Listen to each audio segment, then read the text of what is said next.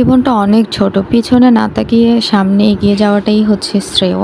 তো hello everyone, আসসালামু আলাইকুম and welcome back to my daily blog.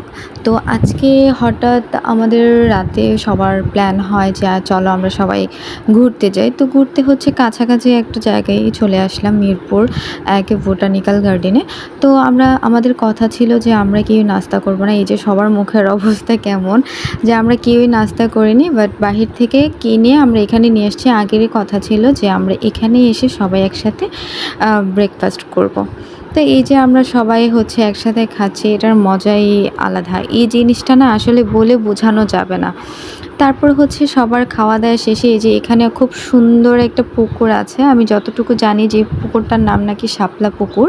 এখানে কতক্ষণ মজা করে উপরে চলে গেলাম। উপরে গিয়ে দেখি যে আমার এক ফ্রেন্ড ডান্স করতেছিল।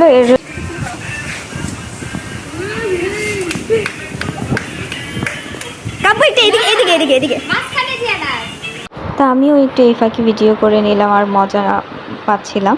তো তারপর যখন আমার ফ্রেন্ড আমাকে দেখতে পেলো যে আমি ভিডিও করছিলাম, তো ও লজ্জা পেয়ে মুখ ঘুরিয়ে নিল আর নাচছিল না। তো আরেক ফ্রেন্ড ওকে ধরলো, আরে আমরা এই তো পরে নাচা শুরু করলো।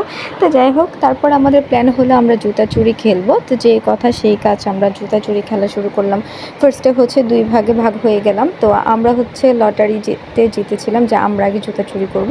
তা এখানে হচ্ছে আমাদের টিম হচ্ছে আর জুতা নেওয়ার চেষ্টা করছিল, তো আমরা নিতে পারি না। তো শেষ পর্যন্ত হচ্ছে আমার একটা ফ্রেন্ড এখন এসে দৌড় দিয়ে একটা জুতা নিয়ে যাবে।